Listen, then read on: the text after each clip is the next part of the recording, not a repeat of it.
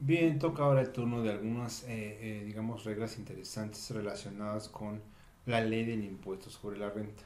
Básicamente aquí, pues partimos primero de una importante reforma, importante porque es literalmente uno de los casos en donde en donde pues la tasa de retención se incrementó, es decir, en esta ocasión sí hubo un incremento de impuestos a pesar de que se había previsto lo contrario.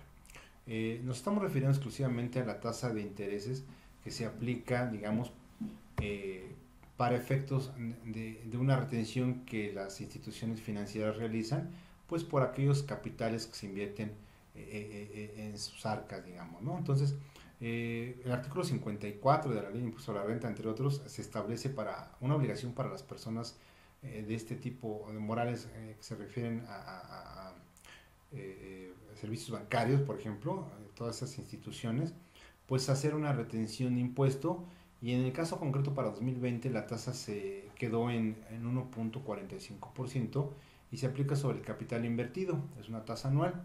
Pero resulta que nada más hacer una precisión que es importante esta reforma porque de 2018 para acá, para 2020, esta tasa ya prácticamente se triplicó.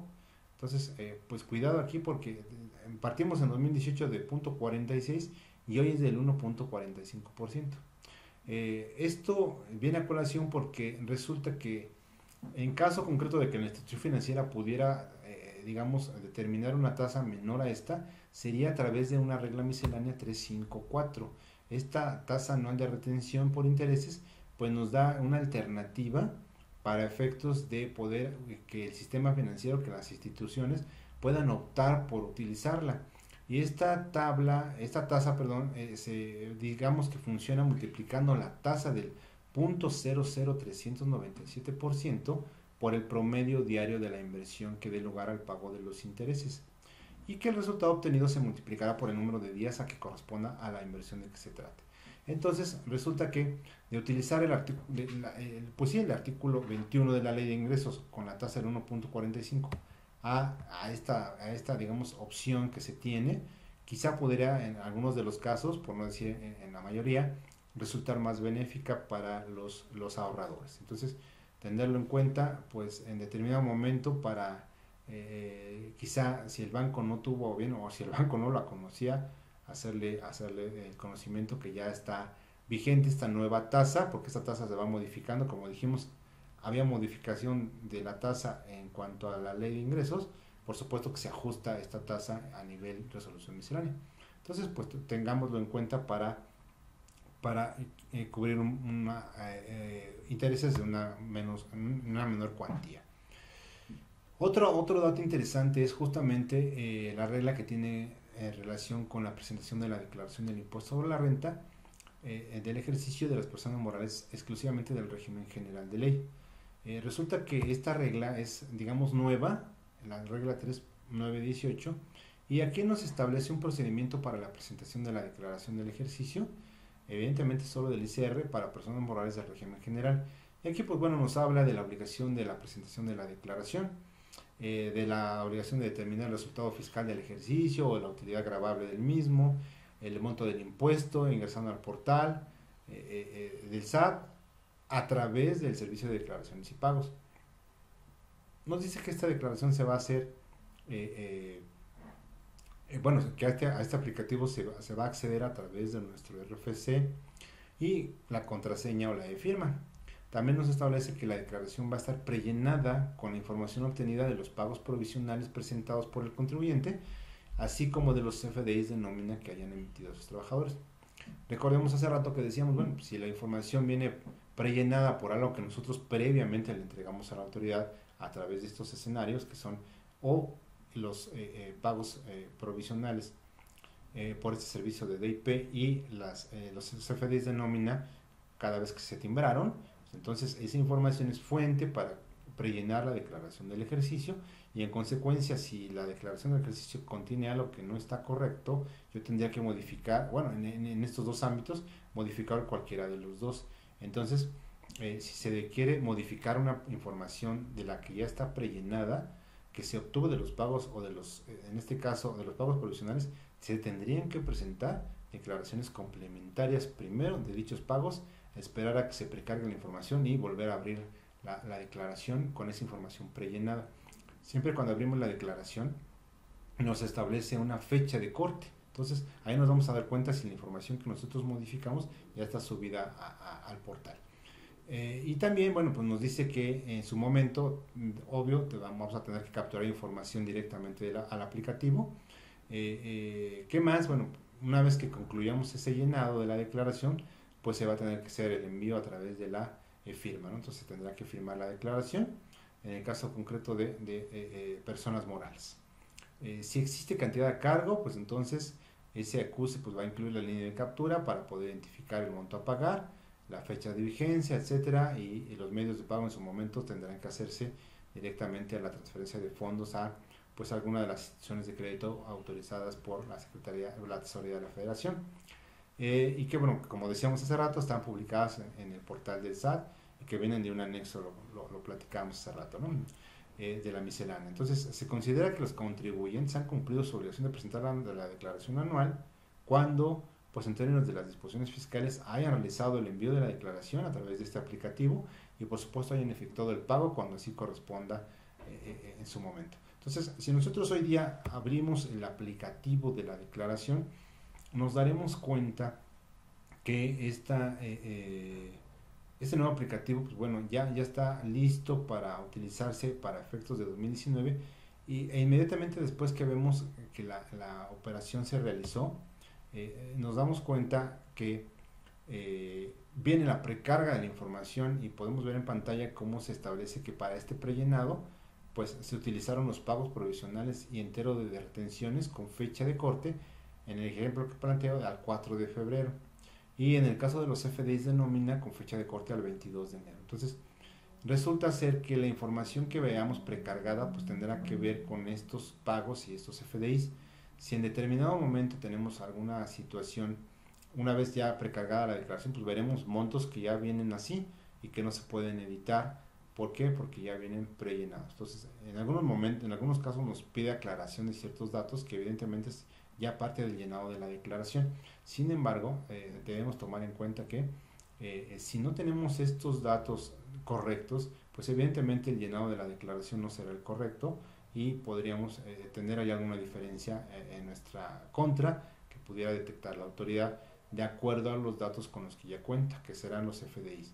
Y recordemos que en muchos casos hoy día ya están llegando notificaciones a los contribuyentes, por ejemplo en el caso concreto de CFDIs que están expedidos de manera incorrecta y que por supuesto la autoridad podría no considerarlos dentro del prellenado o evitarnos que esa presentación se realice.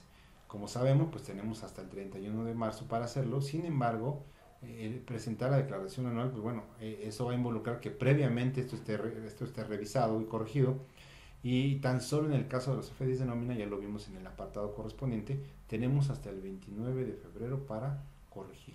Entonces hay mucho trabajo que hacer si caemos en los supuestos que ya platicamos, para que entonces esa información se corrija, se envíe, se espera que la autoridad lo actualice. Dice que va a ser rápido, pero sabemos que pues derivado de tantos contribuyentes haciendo lo mismo, pues se va a saturar el servicio y pues la idea es presentar la declaración anual en tiempo. Entonces, tengamos a bien hacer esto lo antes posible para evitar un problema de este prellenado, que dicho sea de paso, es la primera vez que se hace para efectos de la declaración anual de personas morales del régimen general, sin importar los ingresos. Entonces, tengámoslo en consideración porque es algo muy importante. Y bueno, vamos a revisar algunos detalles adicionales en relación con la Ley de Ingresos de la Federación para 2020, y esto en particular relacionado con el estímulo fiscal por enajenación de libros, periódicos y revistas. Viene a colación porque bueno, es un estímulo prácticamente nuevo, nace en este artículo 16, fracción octava de la Ley de Ingresos, y ahí se prevé que aquellos contribuyentes que enajenen libros, periódicos y revistas, cuyos ingresos totales en 2019 no hubieran excedido de 6 millones de pesos, y que dichas enajenaciones representan al menos el 90% de sus ingresos no totales, ellos tendrán la posibilidad de tener un estímulo fiscal que consiste en una deducción adicional para el ICR por un monto equivalente al 8% del costo de los libros, periódicos y revistas que adquirieron. Entonces, es interesante saber que además de lo que ya les costó y podrían deducir, pueden aplicarse este estímulo y aplicar un monto adicional hasta por el 8%. Cabe apuntar entonces que la regla 9.20 se adiciona para este ejercicio porque evidentemente esto es nuevo y nos reitera que se refiere este precepto a las personas físicas y morales residentes en México que enajenen libros, periódicos y revistas cuyos ingresos totales en el ejercicio inmediato anterior no hubieran excedido de los 6 millones y que obtengan durante el ejercicio de que se trate ingresos por enajenación de libros y revistas que al menos representen el 90% de sus ingresos. Este tipo de empresas, este tipo de personas van a observar al menos esto, que es presentar a más tardar el 31 de enero de cada año a través del buzón o un caso de aclaración a través del portal, aviso en el que señalen que aplicarán durante el ejercicio fiscal el estímulo en concreto, ¿no?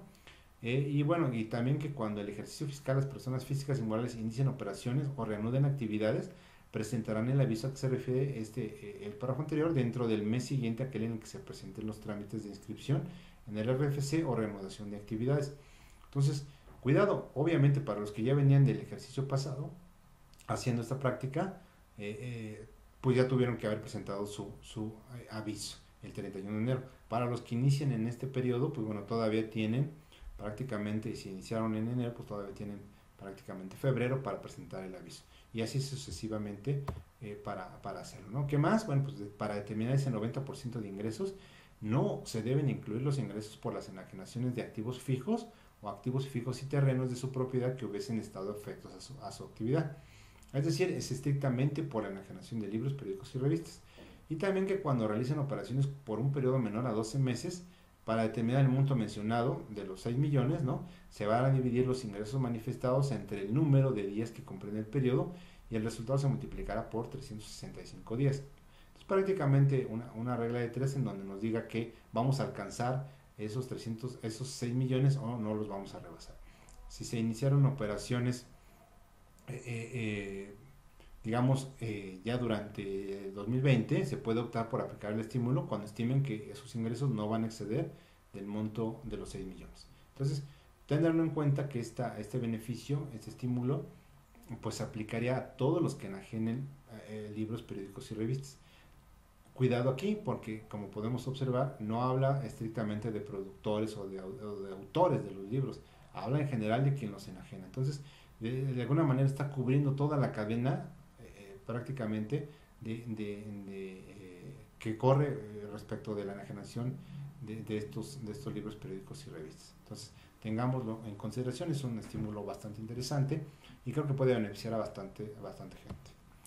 Y de paso, pues bueno, ayudar a que se pueda leer mucho más en este país. ¿Qué más? Bueno, pues hay algunos decretos, circulares, convenios y otras disposiciones. En particular nos vamos a remitir sobre todo para nuestros amigos de la región fronteriza norte, de los cuales, pues bueno, el Instituto México Fiscal tiene bastantes clientes. Pues recordarles que aquellos que hayan aplicado el decreto del estímulo para la región fronteriza norte, pues primero, en primera instancia, recordemos que la aplicación del decreto fue o será solamente por 2019 y 2020 y que cada uno de los ejercicios involucra la autorización por parte de la autoridad por ejercicio, es decir, el año pasado se presentó un aviso para poder autorizar, que la autoridad nos autorizara por ese ejercicio. Ya acabó 2019, entonces estamos en 2020 y resulta que necesitamos presentar o debimos haber presentado nuestra solicitud. En este contexto existe la regla 11.416 que se refiere a esa solicitud para renovar el estar en el padrón de beneficiarios del estímulo para la región fronteriza norte. Entonces, si yo ya estoy en el padrón, necesito renovar mi autorización y para ello voy a utilizar la ficha de trámite 1/DEC-10, que significa solicitud para inscribirse en el padrón de beneficiarios del estímulo para la región fronteriza norte. En esa solicitud de renovación, pues se va a presentar a más tardar en la fecha en la que se debe presentar la declaración anual del ejercicio inmediato anterior a aquel por el que se solicita dicha renovación. Entonces, personas morales pues tendremos a más tardar el 31 de marzo y físicas 30 de abril. Entonces, la autoridad comunicará la procedencia de dicha solicitud a través del buzón, como lo hizo en su momento en el ejercicio pasado. Entonces, pues tenerlo en cuenta, tenemos todavía tiempo para presentar la declaración, en la solicitud de renovación, hasta en tanto no presentemos la declaración anual. Ahora bien, los contribuyentes que soliciten la baja, no va a faltar quien diga, bueno, yo ya no lo voy a aplicar por 2020, por X circunstancia. También existe un procedimiento para darse de baja del padrón y está contenido en esta ficha de trámite 2, diagonal DEC. Entonces, tenerlo en cuenta, y ese aviso de suspensión o cualquier otro tipo de aviso de cancelación al RFC que pudiera en su momento presentar el contribuyente, en automático va a considerar que dicho aviso también se presenta para efectos de darse de baja en el padrón. Entonces, digamos, de alguna manera van en los dos sentidos. Si presento mi aviso de baja y presento, o si presento mi cancelación del RFC, pues en automático habrá un aviso de baja al padrón, puesto que ya no se estará operando. Entonces, bajo ese contexto también es importante aclarar que más que una regla de IVA, es una regla de este decreto. Es decir, sabemos que en la región fronteriza una vez que se aplicó el decreto, pues se está aplicando la tasa del IVA al 50%. Entonces, ese 8% que se traslada a los consumidores finales, pues se tiene en su momento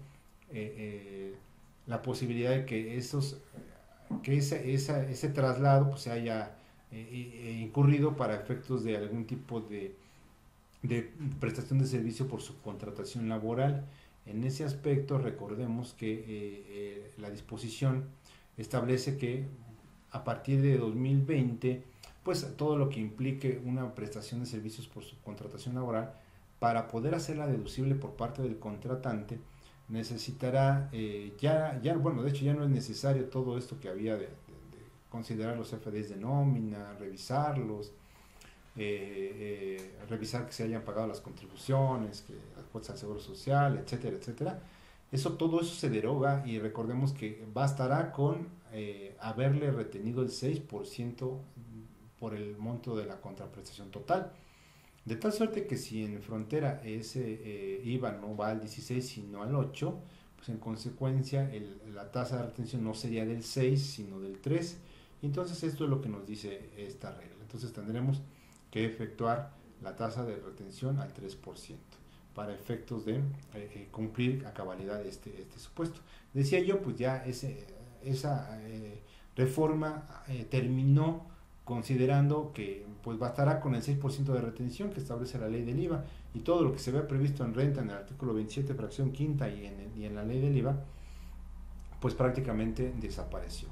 Es decir, esa subcontratación laboral, pues ahora por primera vez, digamos, pues ya será exclusivamente requisito que se haya retenido el 6%.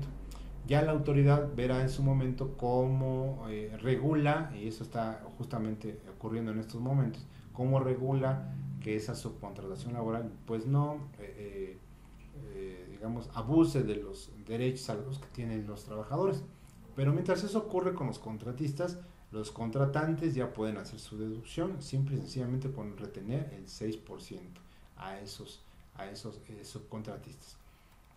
Cabe apuntar que, y esto derivado a que se publicará en un anexo 7 de la miscelánea fiscal un criterio en relación con esta posibilidad de que este artículo 1A, fracción cuarta, en donde viene constituida la retención del 6%, pues es un tanto amplio en su redacción, y estrictamente hablando no solo se señalan a la subcontratación laboral como lo había dispuesto la ley de ingresos, sino que se habla un poquito más allá, y si nosotros podemos retomar esa redacción pues para entender un poco qué es lo que está ocurriendo y simplemente identificar por qué el SAT a través de ese anexo 7 va a publicar este posible criterio en donde nos defina cómo entender esta fracción cuarta.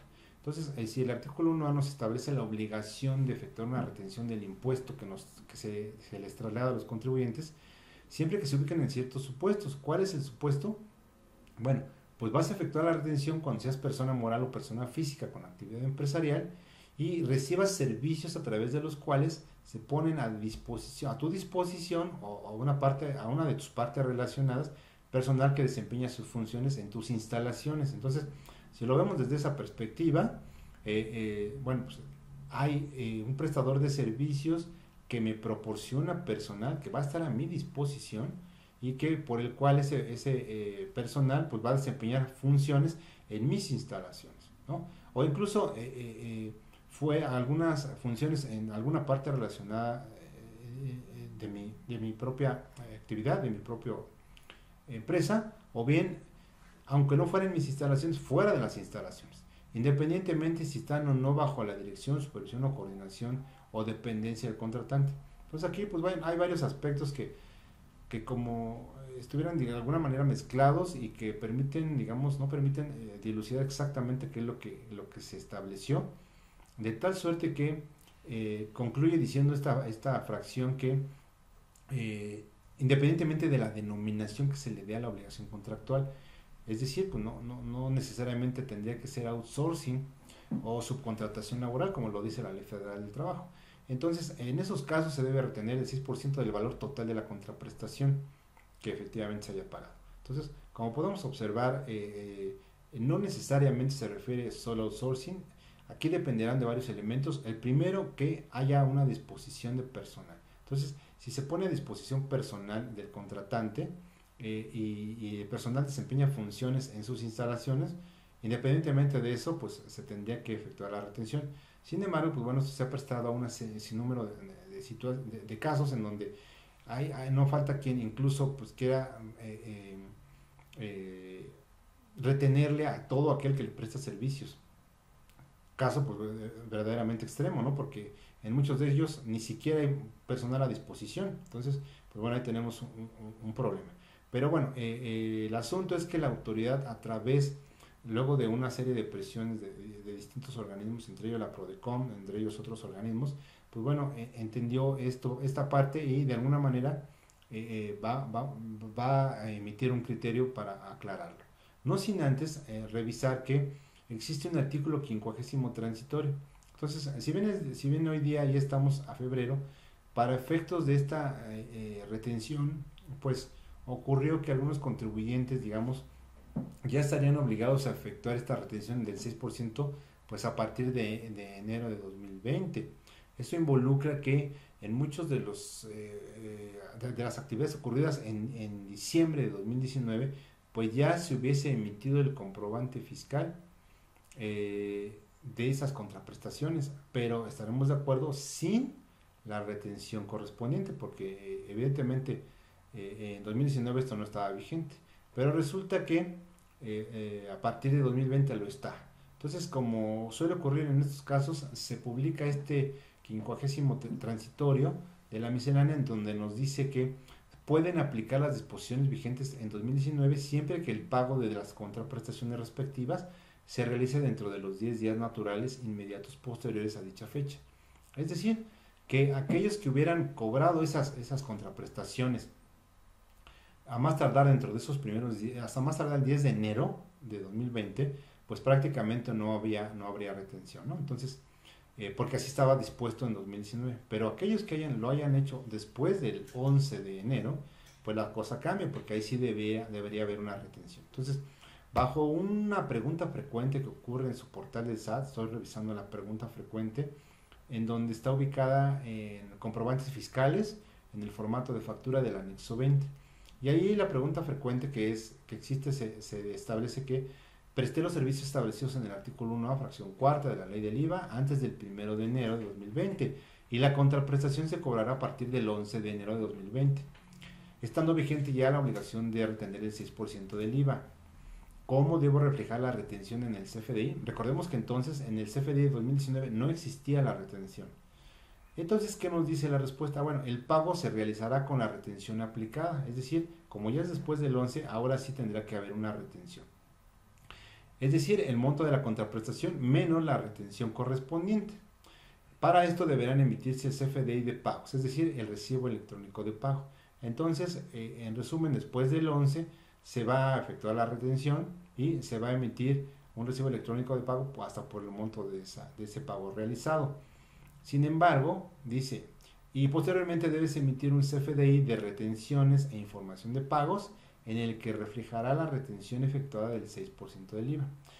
¿Qué significa esto? Que entonces tendré un recibo, un comprobante fiscal de 2019 sin la retención del 6%, pero ya en 2020, después del 11 de enero, tendré, digamos, ligado a este, entre comillas, ligado, porque, pues bueno, es el 6% de esa operación, pero entonces voy a hacerlo mediante un CFDI por retención de información de pagos.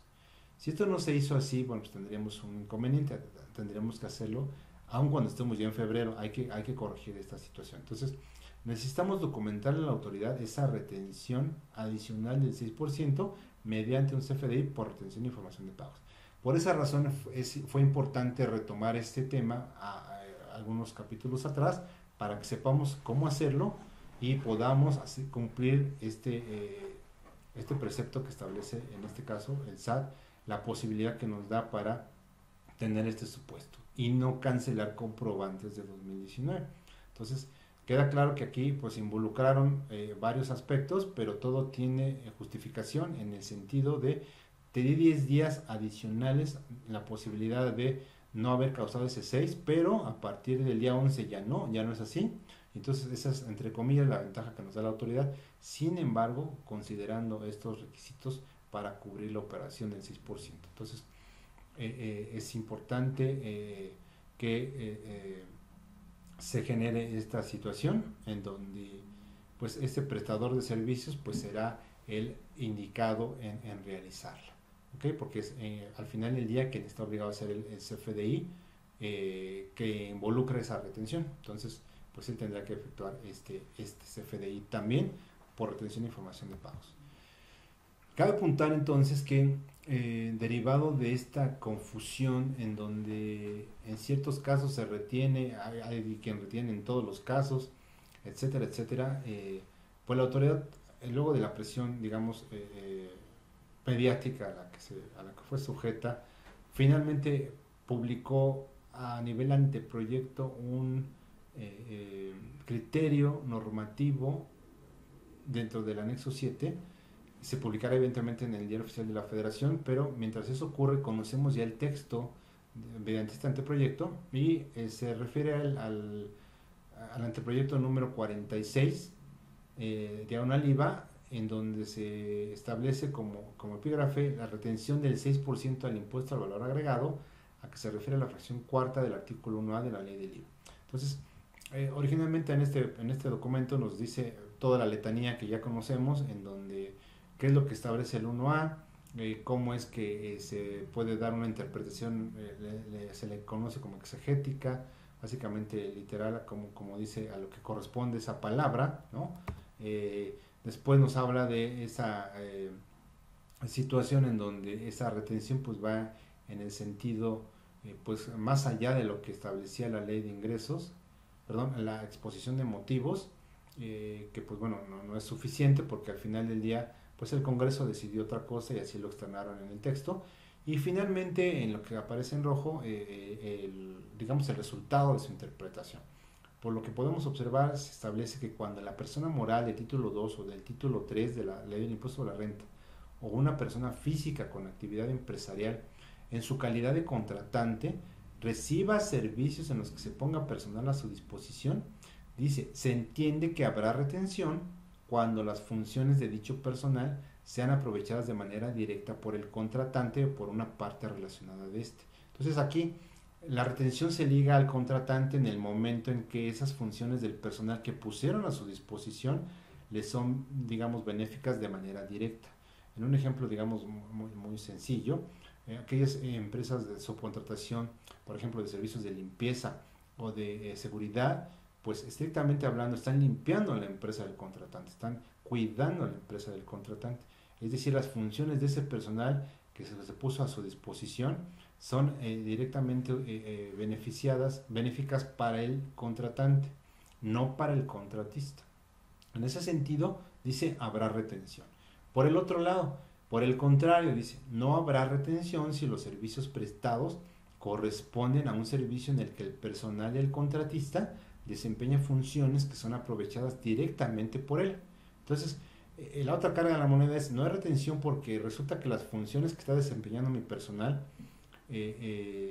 no son aprovechadas por ti contratante, sino por mí. Es decir, quizá hubo ahí alguna, en el contrato se estableció, no sé, la presentación de un dictamen, la presentación o el estudio legal de alguna situación, de tal suerte que el personal que acude a la empresa del contratante, pues a obtener información, estrictamente hablando no está a su disposición, sus funciones van realmente enfocadas a obtener información que le permitan hacer para lo que fueron contratados, en este caso el contratista, ya sea un dictamen, ya sea un estudio legal, etcétera, y en ese momento ese personal, al no estar a disposición y que las funciones realmente no las está siendo beneficiado ese contratante de manera directa, sino que es el contratista, porque una vez que ellos concluyan el trabajo va a poder presentar lo que se supone que está por el servicio que está prestando. En ese momento no hay retención. Aquí puede haber cualquier cantidad de situaciones, pero recordemos, por ejemplo, si estamos proporcionando personal, muy común que algunos despachos, por ejemplo, proporcionen personal y que esté de implant en la empresa del contratante a su disposición literal, porque hay veces que les ayudan pues, a preparar impuestos, contabilidad, etcétera, o cualquier otra función fuera de este sector del que estamos comúnmente revisando. Y entonces, bueno, evidentemente ahí sí está a su disposición y las funciones que está realizando sí son para su contabilidad, no para la contabilidad del contratista. En consecuencia, esas funciones ahí estamos hablando de como benefician directamente al contratante, sería el supuesto en donde volveríamos a ver el caso de la retención. Entonces, si bien es cierto, la redacción vuelve a ser un tanto ambigua, debería ser quizá más clara, al menos tenemos la posibilidad de saber cuál es el sentir de la autoridad mediante este criterio normativo, que es justamente para lo que sirve este anexo 7 de la resolución miscelánea. Entonces es importante tenerlo en cuenta para que en adelante pues evitemos hacer retenciones a quien no corresponde. También vale la pena apuntar los casos en donde la retención del IVA ya está predestinada, es decir, ya está tipificada en otras fracciones del mismo artículo 1A. Caso concreto, por ejemplo, de prestadores de servicios personales independientes, en donde ya se les retienen las 2/3 partes, en el caso concreto también al arrendamiento. Entonces, cuando esas personas físicas ya tienen una retención, pues ya cayeron en un supuesto que no es la fracción cuarta. Entonces, tener mucho cuidado con esto, porque se está prestando a confusiones, así como hay una disposición expresa que establece la retención del 4% a los transportistas. Entonces, de la misma manera, ya hay una disposición expresa y esta no puede ser todavía duplicar o bueno, hacerlo de manera continuada con este tipo de retención de la fracción cuarta, que es muy específica en estos supuestos. Entonces, si el contribuyente o la operación que está realizando ya cae en otra fracción, esta ya no sería aplicable. Esta tiene una connotación muy específica. Y bueno, prácticamente estamos en el último tema en donde involucra pues la prestación de servicios digitales. Recordemos que la autoridad, en este caso la resolución miscelánea, pues bueno, simple y sencillamente está documentando, poniendo en facilidad ciertos aspectos que vienen en la ley de ingresos, en la ley de impuesto a la renta, en la ley del IVA. Entonces, la miscelánea realmente va enfocada en todos esos aspectos. La modificación que ocurrió a los servicios, la prestación de servicios digitales, pues ocurre derivado de la reforma fiscal y de la aplicación de una acción BEPS, justamente para evitar para evitar la erosión de la base imponible y el traslado de beneficios, el traslado de utilidades. Entonces, una de las acciones era básicamente implementar pues una regulación, digamos, tributaria a toda esa economía digital que se está dando hoy día a nivel mundial, y que en determinado momento se puedan cubrir los impuestos correspondientes a aquellas personas, a aquellas entidades que estén generando un ingreso en un país diferente del que son residentes. Asimismo, regular aquellas personas físicas que teniendo una aplicación, digamos que teniendo la posibilidad de generar un ingreso, lo hagan mediante una aplicación electrónica, mediante internet, mediante este tipo de apps que existen hoy día o plataformas en donde se ponen un prestador de servicios de esa plataforma pone a su disposición de distintos demandantes, pues ese servicio, pero que él no lo puede dar de manera directa. y que lo tiene que hacer a través de un intermediario. En el caso concreto, por ejemplo, de transporte de personas o transporte de comida para entregarlo a domicilio o de servicios de hospedaje, etcétera, etcétera. Entonces, esos intermediarios que utilizan esa plataforma para llegarse de recursos de acuerdo a esos demandantes del servicio son los que la autoridad a partir de 2020 estará regulando. Todo este esquema, de acuerdo a este nueva sección de la ley del impuesto sobre la renta en su capítulo segundo del título cuarto, es decir, de las personas físicas con actividades empresariales, que ya no son generales ni RIF, sino que ya es una sección tercera en donde involucra la enajenación de bienes y prestación de servicios, estrictamente hablando a través de Internet mediante estas plataformas. Es decir, esos personas físicas estarán reguladas por este nuevo régimen que básicamente prevé la posibilidad de una simplificación en cuanto a su, digamos, la presentación de sus declaraciones, porque literalmente a la gran mayoría de ellos los va a poder captar en una opción en donde si no rebasan los 300,000 pesos mensuales, anuales, ellos van a poder optar porque esa retención que les haga el prestador de servicios de esa plataforma sea como un impuesto definitivo. Entonces, estrictamente hablando, ya no va a tener pagos provisionales ni la obligación de hacerlos si cae en esos supuestos, entre otros muchos requisitos, y en función de ello pues, va a poder pagar sus impuestos. Por el otro lado, también esta regulación implicó que algunas personas morales residentes en el extranjero sin establecimiento permanente en México estén obteniendo ingresos en nuestro país por algunos usuarios de sus plataformas que tienen en Internet.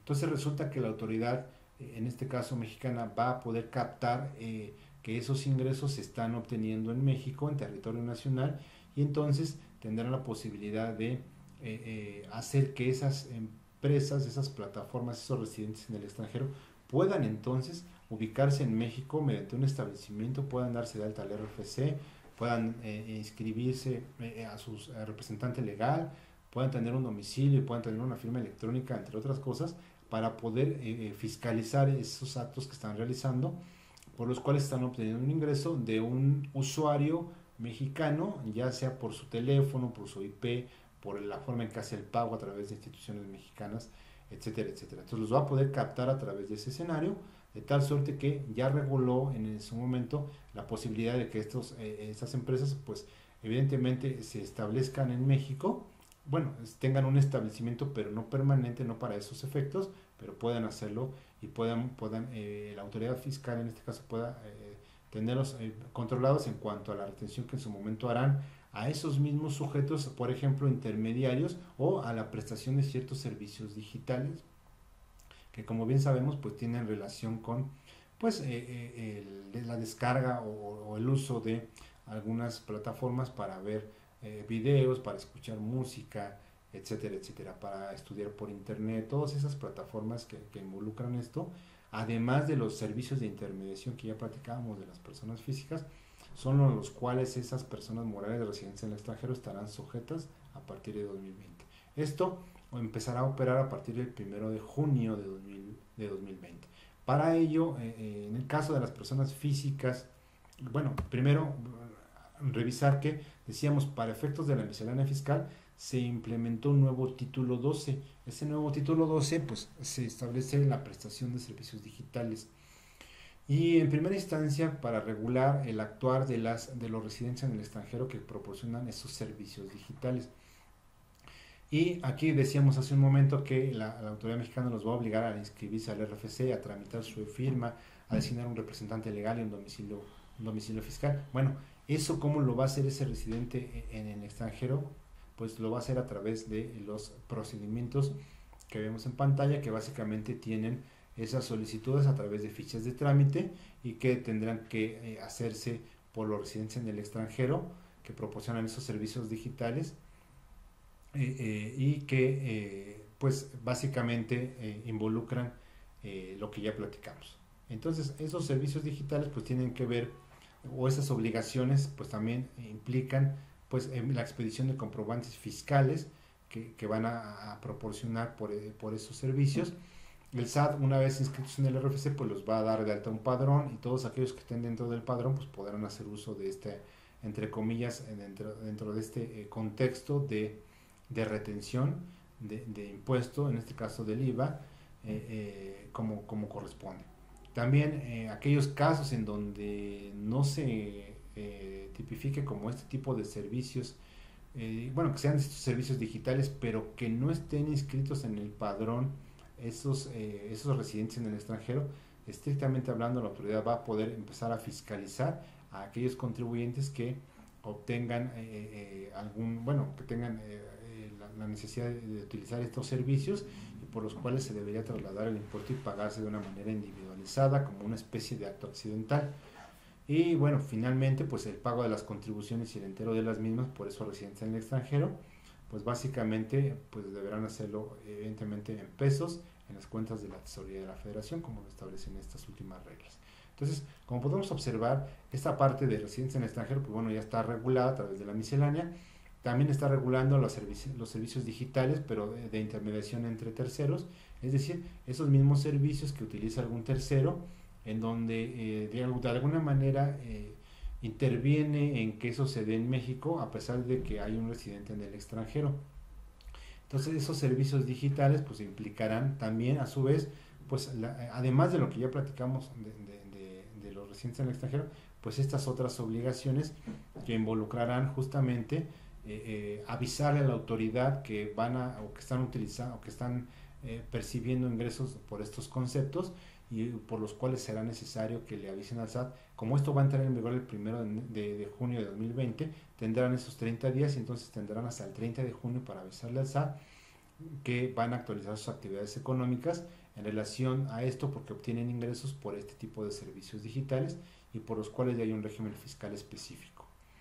¿Qué más? Bueno, pues evidentemente habrá que considerar pues esos comprobantes fiscales por la retención de estos servicios que le tendrán que proporcionar los prestadores de servicios de esa plataforma, en los cuales, decíamos hace rato, será un CFDI por retención de información de pagos con un complemento de plataformas tecnológicas para identificar a estos dos sujetos plenamente, ¿no? Entonces, así como esto, pues bueno, va a haber una serie de digamos, obligaciones que establece la legislación y que se aterrizan a través de esta miscelánea fiscal en cuanto a comprobantes fiscales, en cuanto a inscripción en el RFC. Aquí hablamos de esa siguiente sección de este título 12, en donde se establecen, digamos, reglas relacionadas con personas físicas que enajenan bienes, prestan servicios o conceden hospedaje mediante el uso de plataformas. Entonces, en el caso concreto son los intermediarios, que actualmente muchos de ellos estarán quizá tributando en el régimen de incorporación fiscal, pero que en su momento tendrán que salir y prácticamente hasta mayo serán sujetos de ese régimen y a partir de junio tendrán que estar en este nuevo régimen. Recordemos que lo que regula esta legislación y estos preceptos es aquellas enajenación de bienes, prestación de servicios u hospedaje, otorgamiento de hospedaje mediante plataformas tecnológicas. Es evidente que eso es lo que distingue para que ellos se posibiliten estar en este régimen.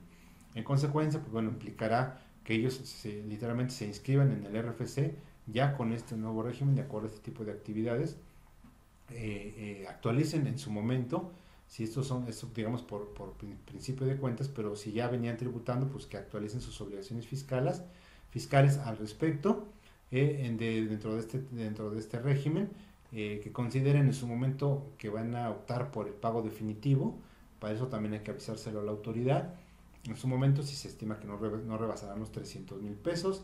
Y bueno, pues bajo ese contexto, pues también todas las retenciones que se le generen por parte en el caso del prestador de la plataforma tecnológica, pues tendrá en su momento que también señalar que esa opción, para efectos de considerar que esa retención se considerará como definitivo, ¿no? En el caso concreto, pues aquí hay aquellos contribuyentes que todavía se encuentran, digamos, tributando en el régimen de incorporación fiscal, y así será el supuesto. También, pues, sobre todo los CFDIs digamos, se le van a expedir a los adquirentes de los bienes y servicios a través de esas plataformas. También se está regulando cómo habrán de realizarse, cómo habrá de obtenerse ese comprobante fiscal.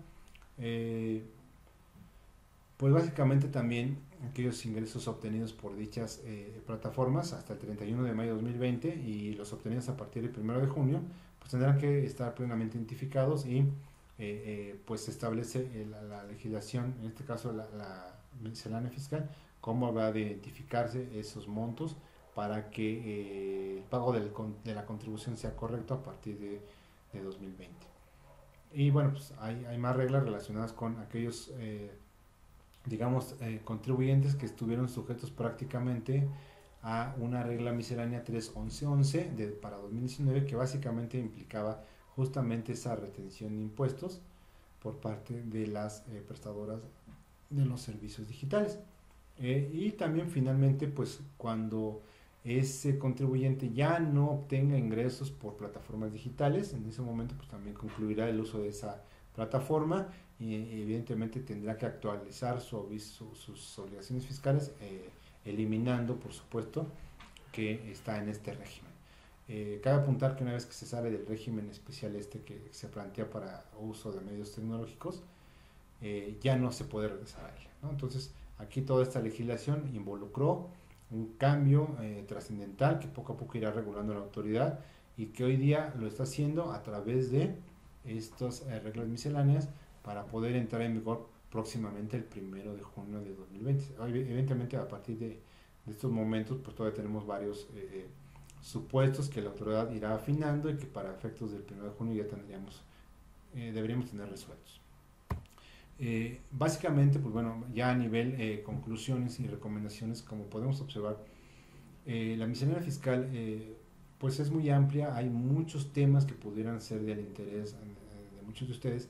En esta ocasión quisimos centralizarlo a estos que son digamos, de aplicación prácticamente ya inmediata, que nos están afectando prácticamente desde la declaración del ejercicio y que necesitamos tener en cuenta hacia adelante, ¿no? Hay varios aspectos que todavía tenemos hacia mediados de semestre y que debemos considerar. Entonces, creo que las recomendaciones pues bueno, se han vertido durante el transcurso de este evento y es importante tenerlas en consideración, puesto que el tiempo pues bueno, se agota y necesitamos cumplir las obligaciones fiscales y evitarnos sanciones que pudieran pues resultar mucho más costosas de lo que pudiéramos haber arreglado previamente. Entonces, no me queda más que agradecerles su tiempo y bueno, pues, básicamente este sería el fin del curso.